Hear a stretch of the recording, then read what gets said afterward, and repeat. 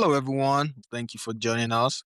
And if you haven't subscribed, please make sure you hit the subscribe button, like, share, and engage with us in the comment section. So we're chatting about the Nigerian blogger that goes by Just a Crack. Uh, it appears that it's been in detention for the last couple of days. The reports that we're getting says that this individual was kidnapped by the military officials and they kept him for 3 days without communicating with his family members, without letting anyone know where the guy was. After a lot of people start talking about it online, it looks like the Nigerian military released a statement saying that he was arrested because of some of the things that he posted about the military force. So he went to court, I believe, earlier on Monday, and he wasn't granted bail. So he was put back into detention, and there's some conversation about Shore calling the Chief Justice of the Federation to help get him out. But all effort has proven abortive at this point. So maybe when the Chief Justice gets back into the country, we'll see what he'll do about it. But the fact that the military had to kidnap him, so to speak, is really embarrassing. And it's sad that just speaking, merely speaking about the challenges of the Nigerian military force will get you in a big trouble. And that shouldn't be so. We have a freedom of speech, even though we joke that freedom after speech isn't guaranteed, but you still have to treat people with dignity, right? And it appears that this guy didn't get the proper treatment from the military officers before he was transferred over to the DSS. So we're thinking, should this be happening? Should the military guys take laws into their hands and kidnap anyone they want or anyone that's speaking ill about their organization? And is there going to be justice for Justice Crack? What do you think? Yeah, I think what is happening is rather unfortunate. In ideal situation, it shouldn't be happening, but Nigeria not being ideal situation is happening. Like they will say, Nigeria is happening to justice. I don't think what they said transpired is enough to kidnap somebody without even talking to the family members, without communicating to anybody, only for them to start looking for him until they discover that he's in detention. That's kidnapping. It doesn't matter if those guys are wearing uniform or whatever. That is kidnapping right there. It shouldn't be happening. In fact, I think this energy that they are using to chase this guy up and down, they can actually put in all use this energy to address the insecurity in the north, yeah, almost every corner of Nigeria. Yeah, to tackle the issue of insecurity, to tackle the issue of kidnapping, banditry, and all of that stuff. But instead, they are expending their energy in pursuing a frivolous case. Well, Nigeria being what it is, I would not be surprised if the court end up jailing the guy for bringing their condition of service to the attention of Nigerians, and I would not be surprised because people have gone to jail for way less than what justice did. But I think it's the right time for every well-meaning Nigerian, to begin to call it what it is, and then to call out the Attorney General of the Federation, I think Efabemi, and every institution of the government that will be able to talk to the military, and then to tell them to drop the charges and actually put in all this effort to address the terrible condition of service of our military members and then address the issue of insecurity. If there is security, I don't think that the military will be complaining. If they are being fed well, they are being taken care of, their welfare is being addressed, I don't think they will have time to be addressing all these issues. I think the army and all the security operatives, they need to actually focus on the welfare of their employees. That is paramount. We can have a Boko Haram, ISWAP, all of those people be more motivated than our military, because if you are taken care of, you know that if anything happen to you, your families will be taken care of, the people you left behind will be taken care of. Most people will not even mind dying for the country, but when you know that, even after retiring, it's difficult for you to get your checks, retirement checks, and not to talk of when you die, when you are no longer there to fight for those things.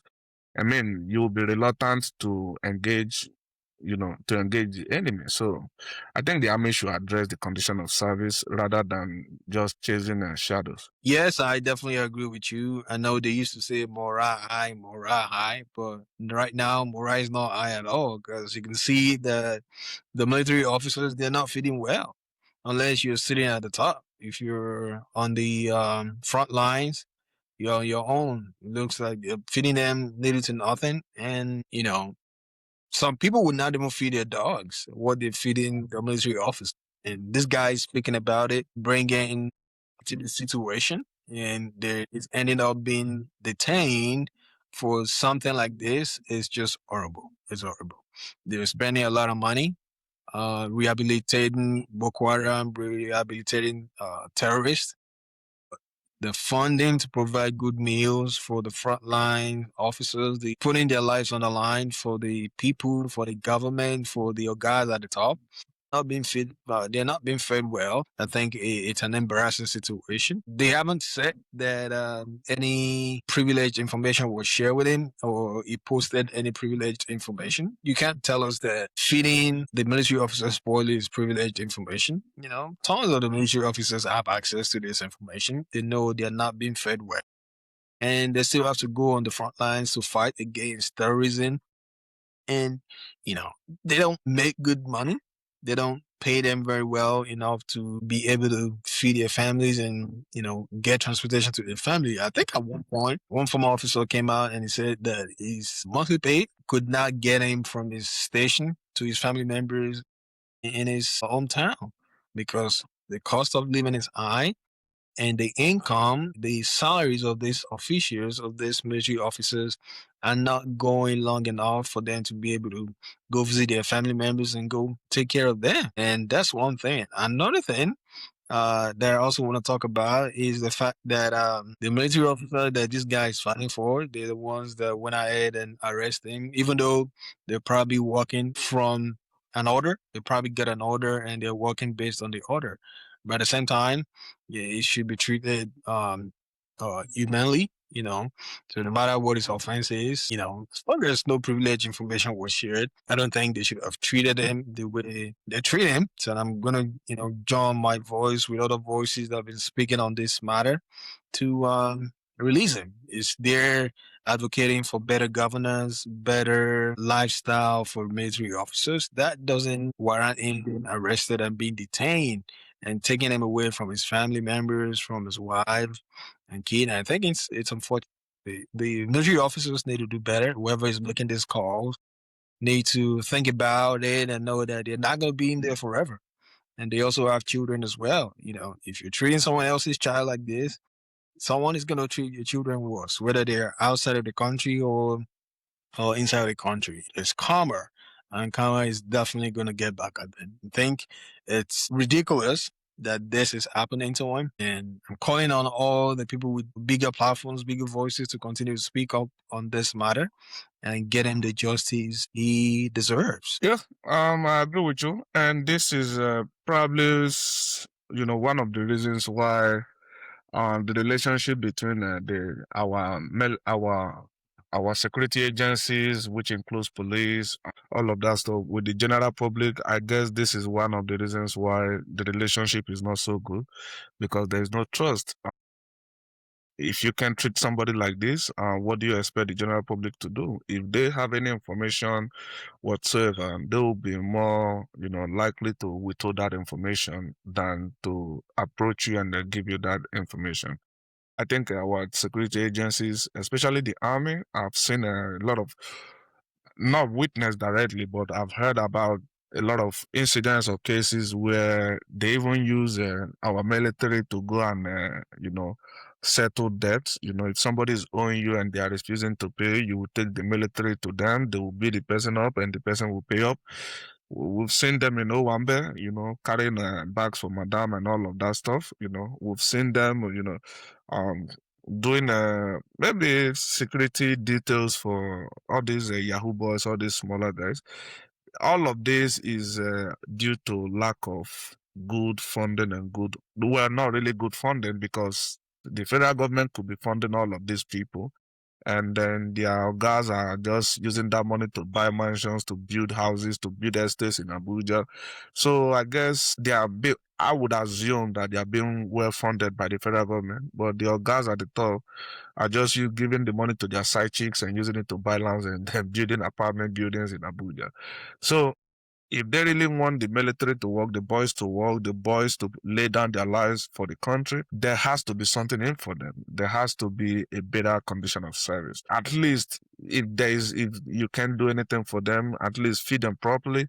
Stop feeding them as pizzas. There was, I guess it's been like a month or three now, where we took that story that said that U.S. military spent almost a 90 something billion dollars just on food. So that is a country. And tell me why people would not be motivated to work, for organization like that. I think Nigeria can borrow, from that playbook, take care of your troops, and then they will take care of the country. So let us know what you think about the incidents between the justice and the Nigerian army, and we'll be happy to engage with you in the comment section.